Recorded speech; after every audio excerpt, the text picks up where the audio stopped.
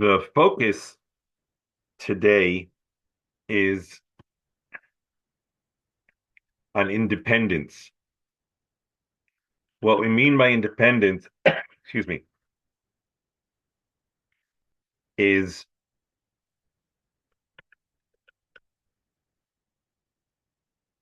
we have a mitzvah of Yodato Hayom v'hashevosa el levavecha.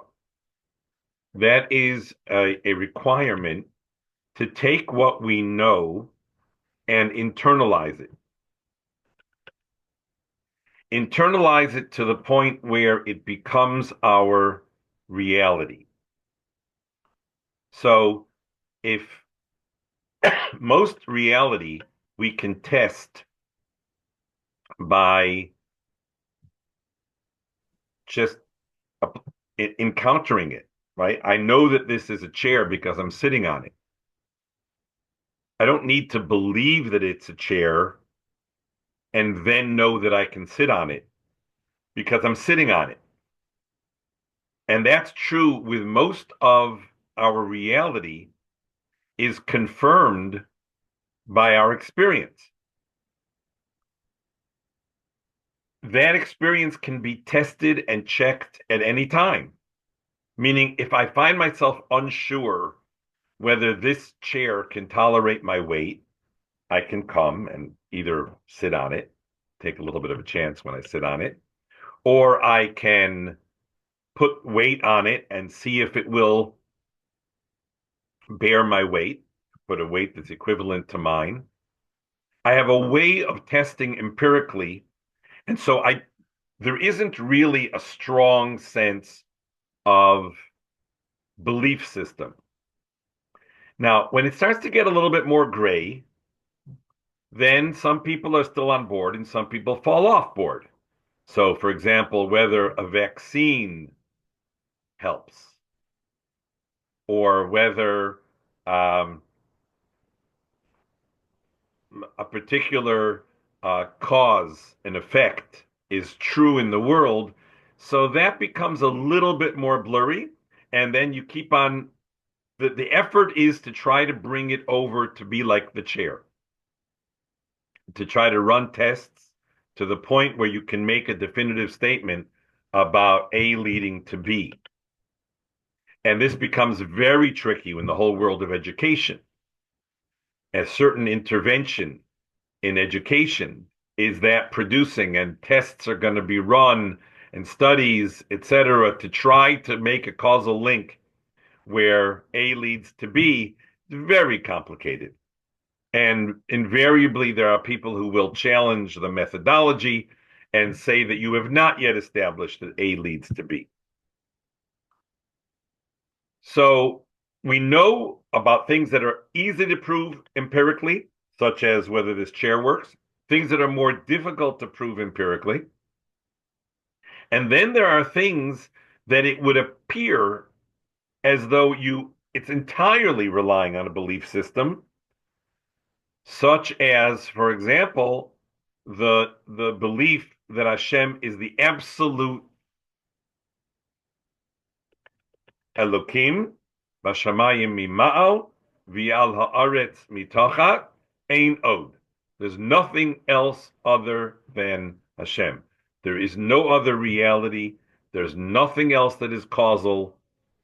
Now, this is something that is continually in flux, because while a person may know that it's true, if you ask somebody and you gave them a multiple choice test and you say, who created the world and who runs the world, most people would not check off Zeus. But the fact that they don't check off Zeus doesn't necessarily mean that they're living with a reality and an understanding and a recognition that Hashem runs the world. So they would get the right answer on the test. That's called V'yodato Hayom. And they have not, or we're always in a process of going from V'yodato Hayom to V'hashevosa el levavecha, to rendering it part of our reality. In order to do that, the cycle is you're getting more information, you're learning more Torah, you're learning more about reality, so that the yidiyah is getting better and more clear. That requires study, it requires observation, it requires looking back at our history. So all of the miracles, the Ramban says that all of the miracles that Hashem performed were in order to provide this yidiyah. But even after you have the yidiyah, that Hashem split the sea, that Hashem did all of the makos, that Hashem undoes and reverses nature at will, you still need a process of v'hashivosa el levavecha, of turning it back to your own reality, making it yours, making it such that you can live with that and you respond in kind, so that you're responding in a way that is compatible or consistent with your belief system, with what you know. So that is v'yodata hayom v'hashivosa el levavecha. There is a critical component in that lifelong process. And by the way, that process is a lifelong process. Nobody ever finishes the process. We're constantly trying to get from here to there. And the key in that process we make reference to every time we daven. Every time we daven, we say Aleinu, and we affirm v'yodata hayom v'hashivosa el levavecha, ki Hashem hu Elokim, v'shamayim mimal v'al haaretz mitachat, ein od. Okay, but clearly from the fact that we need to say it 3 times a day, every day of our lives, no exceptions, every day of our lives, it clearly is not something that just, it's not an on-off switch. We don't just turn it on and we have it. One of the keys in this process is what we would refer to as independence of thought. That means that you can't be counting votes. You can't say, oh, well, this person is living as though there is no manhig, as though there's no king over the world. This person is living, this person is living as though there is a manhig of the world. If you're going to start counting votes, you will never get anywhere. You'll always be in the state of flux. Your internal work, which is the contemplation of trying to go from what you know to what you have, to going from v'yodata v'hashivosa, to go from what you know to what is your reality, is always going to be hampered if you're taking votes. And that's not just because the majority of people in the world are either rejecting Hashem's sovereignty or not thinking about Hashem's sovereignty.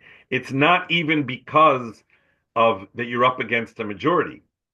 It's because you're looking to others to vote. And once you have others voting, then you're at risk. And you're not going to make spiritual progress.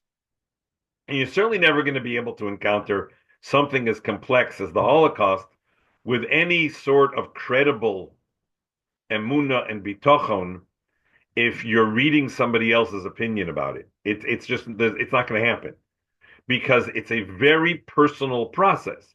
And every day I need to be working on going from what I know to my lave, to Vashivosa Elevavecha.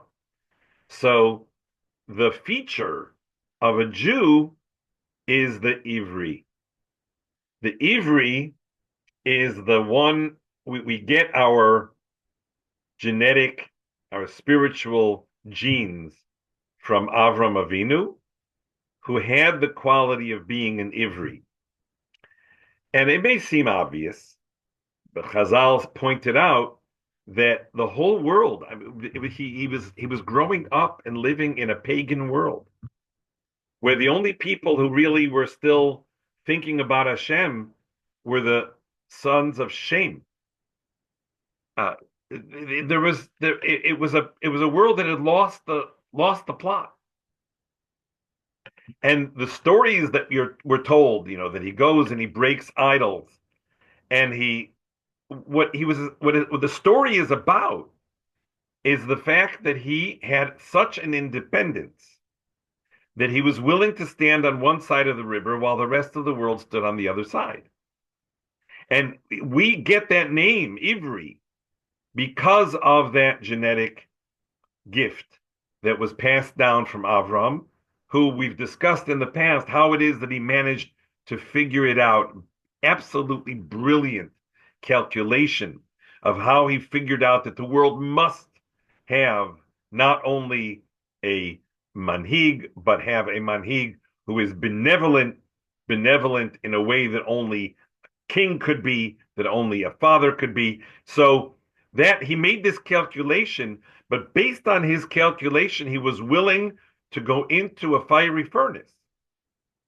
Nimrod could not tolerate Abraham's clarity. So let's get that very, very clear. Why does he care? So there's one person, you can write him off. You're on top of the world. You're Nimrod. You're on top of the world. And there's this one person who insists that there is only Hashem, and Hashem is the only one, and we must only defer to Hashem. So what do you care? What do you care? Every town has its nut. Every town has its lunatics. What do you care? Why does it bother you so much?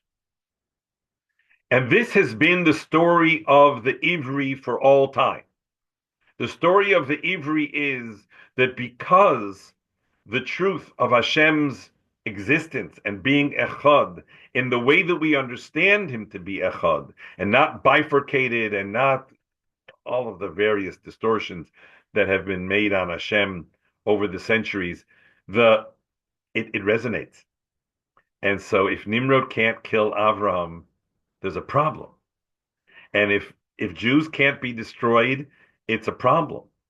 And Hitler wrote about it, Yimach Shemo, and it's a problem because our clarity resonates with the truth of a conscience. It resonates within the person. And so the existence of an Ivri is always a problem. But for the Ivri, there is this quality of independence.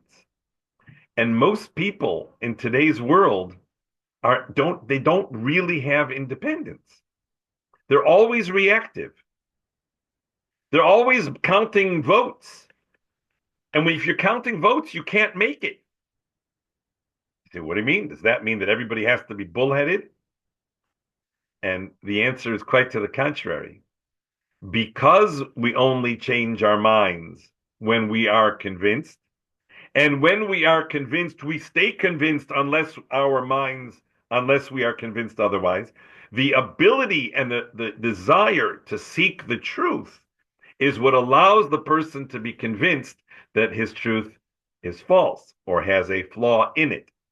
And that is really the process of learning. The process of studying Torah is a process of discovering that you're wrong. So, well, if you can discover that you're wrong, how come you can't discover that you're wrong about the things like Hashem running the world? And the answer always comes back to that's not in doubt, and nobody has presented any evidence. And the idea of counting votes would never let a Bezdin, for example, Bezdin, it's very interesting. One Dayan once pointed out, he said, how come you need to have the Bezdin meet and convene? Let the secretary of the Bezdin consult with each of the members of the Bezdin, let him write down what their opinion was about the case, and decide it based on the majority. Why do they have to convene together? Why can't you just name 3 judges and take their opinion? And the answer is that these are people who want the truth. And therefore, when they encounter each other in their desire for the truth, They emerge with a truth that takes into account the opinions of the other, and it's therefore non-negotiable. And it's in that circumstance that the Torah says that we vote with the majority. We don't vote with the majority because majority rules. Majority doesn't rule. There can be 99.9% of the world that are monkeys. It wouldn't change anything. Remember that story that they tell? I think every Hasidic group tells it about their Rebbe, and everybody tells it about theirs. I happen to have heard it about the young Rabbi Yonason Eibeshitz, that he was called they tried to get him to become a convert, and he was summoned to the palace, and whoever the overlord was hid in one of the rooms. He was summoned to his room. He didn't know which room it was, so he asked the guards, and the guards pointed him. Eventually, he found the room that the overlord was in. And when he came in, the overlord said to him, "How did you find the room?" He said, "Well, I asked the guards." He said, "Well, what if some of the guards would have told you one way and some of the guards would have told you a different room?" She said, "I would have gone with the majority." He said, "Well, you see, you yourself are saying that you go with the majority. And since we're the majority, you should accept our faith." And the young Yonason Eibeshitz said to the overlord, he said, "Yes, but now I just came into the room and you're here. So now if every single one of the guards were to point to a different room, I would still come here because I know that you're here." That sense, a little snapshot of what independence looks like. When a person has that, then the idea of submitting, so to speak, to majority, or to even bean count, to even be counting who is it who does believe in Hashem, who doesn't, which Holocaust survivor does, which doesn't, becomes irrelevant. And that is the feature of Yodata Hayom V'Hashivota El Levavecha. Obviously, we'll need to encounter this more, but I wanted to lay it out as a premise that what we're really trying to do is to get to the point of resilience that independence alone can bring, to get to a place of clarity that does not take into account just random votes. It takes into account what I've achieved in this lifelong mission of V'yodata Hayom V'Hashivosa El Levavecha.